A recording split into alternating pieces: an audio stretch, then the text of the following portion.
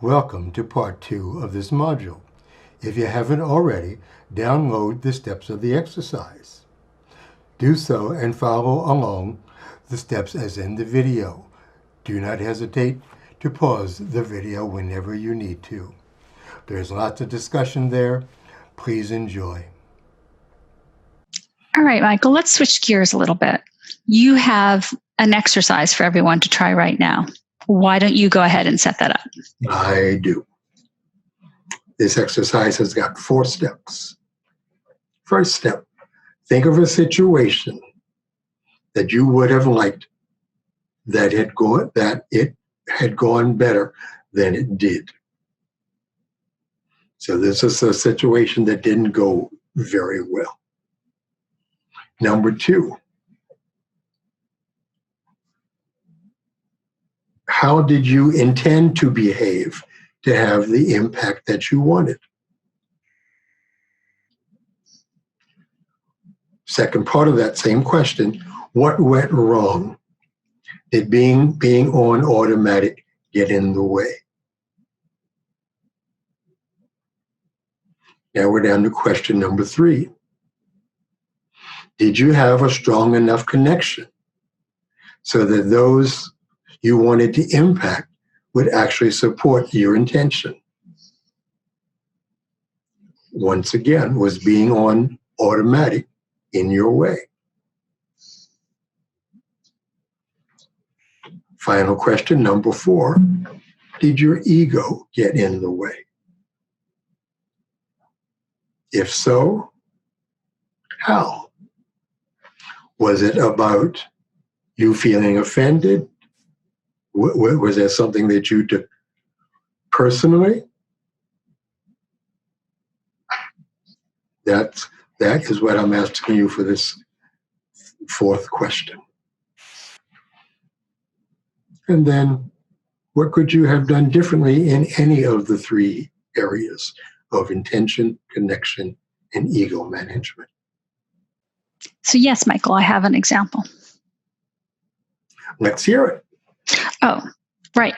So it was a large leadership conference. These are often very stressful events because there's a lot of people and a lot of logistics and a lot of leaders, both leaders that you're managing up and you as a leader managing people down. So so I was at one of these leadership conferences where the leader in charge decided to change everything at the last minute.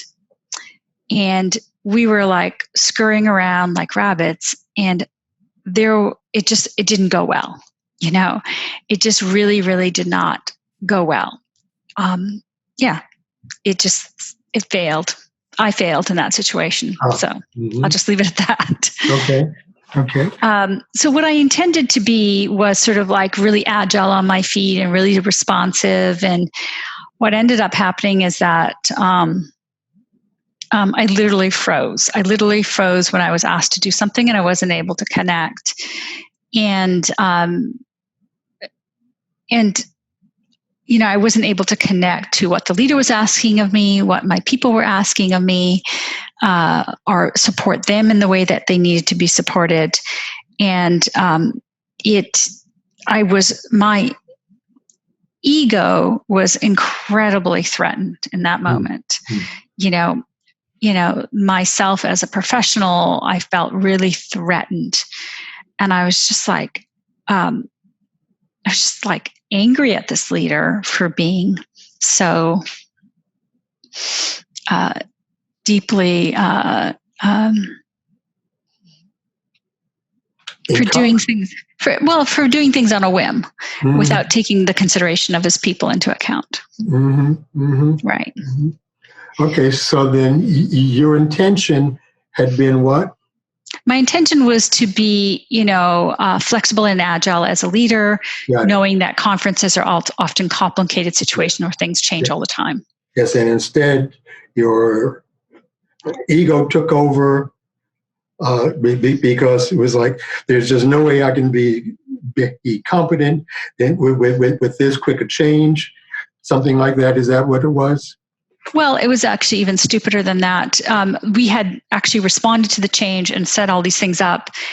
and someone had done something completely ridiculous, like misplaced one item. And the leader looked at me and said, "Where is this one item?" And it was a trivial little thing, but he got fixated on it, or he asked us for it. And I just froze.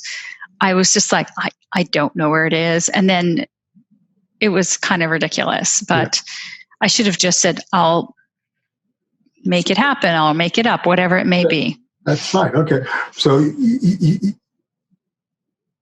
your intention was to have a certain impact, and that did not happen. Correct. And as a result, I ended up causing more stress for my team. Yes. Okay. Who had to respond in my stead. Right. Okay.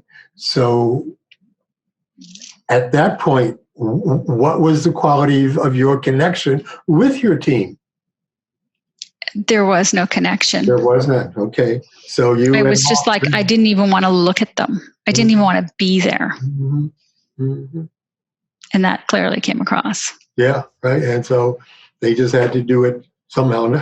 They worked around me. I was like the pillar that was frozen, and they just worked around me. Okay. And you talked about how it was your ego in both cases that got in the way. My ego was incredibly threatened by this individual in this situation. So our egos are about our sense of identity and self-esteem. So in this case, which of those two was it? I think it was more of my, I don't know if I'd call it my self-esteem. I'm not sure what that means, actually. Well, you're feeling good about yourself, or feeling poorly about yourself. I was exhausted. I was feeling very poorly about myself. It was a similar kind of resentment and blaming. I didn't know why I was there. Maybe this is not the best example. No, I think there's something here, so let's stick with it at least another minute. You had an identity as a very competent person. That's correct. Right, and that is something that you mentioned. Yes. And his turning the tables on you was like a challenge to your competence. And your ego was like, I don't think I can meet this. And so you froze. I originally the turning of the tables I responded to, but it was that last piece of in the moment asking me to do one more thing. That's what I didn't respond well to. One more thing represented what?